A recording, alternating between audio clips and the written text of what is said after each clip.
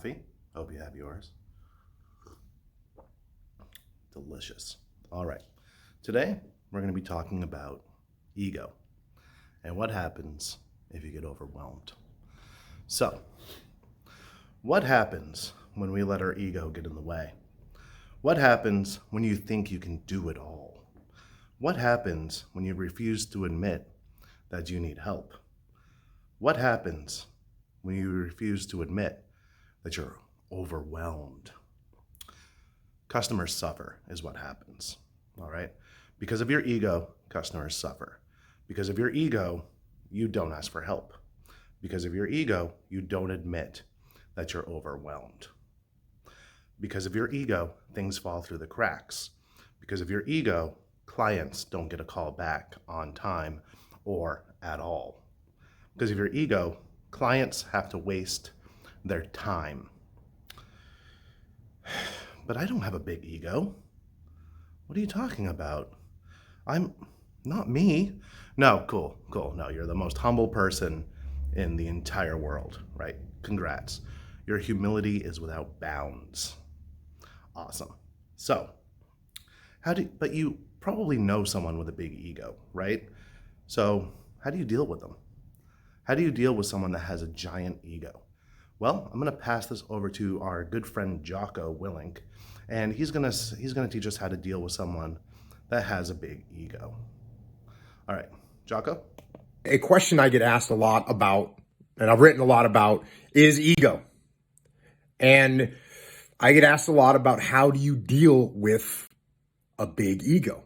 And it can be very difficult, and yet it's very important because we all know that when you're dealing with a big ego, it interferes with everything.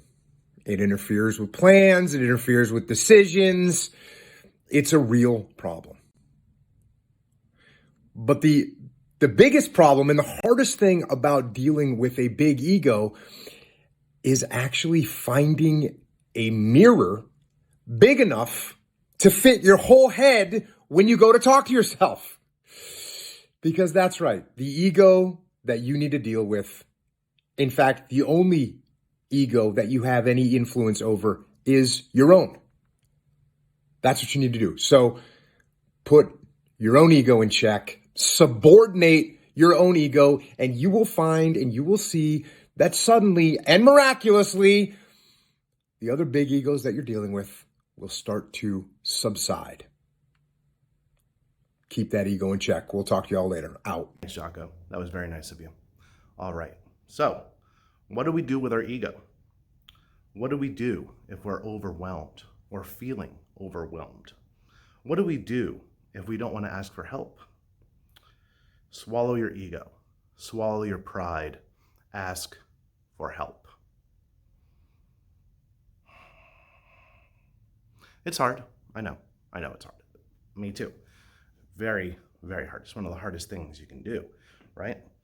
It's ridiculously, incredibly hard sometimes to ask for help. You know why it's hard? You know why it's hard to ask for help? It's fear. Because we're scared. Because we're scared we may look dumb. We're scared we may look incapable. Because we don't like feeling vulnerable. We don't like looking weak. But you know what the greatest weakness of all is? Do you? I'll give you a second to answer that.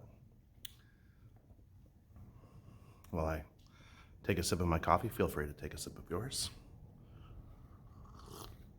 What's your biggest weakness? It's your ego. Your ego makes you weak. So weak. So weak.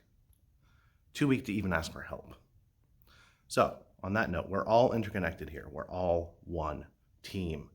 When we forget that, when we build up in our imaginations that it's us versus them, or our department versus that department, that's when we all lose. Us, you, the customer, technicians, everybody. That's when we lose, right? That's when we fail the mission. Be strong enough to ask for help.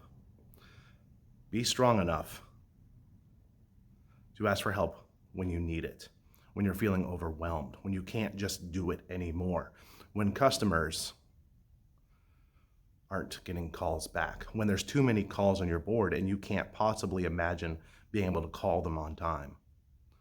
Ask for help. The right thing to do is the strong thing to do. Don't let your ego get in the way.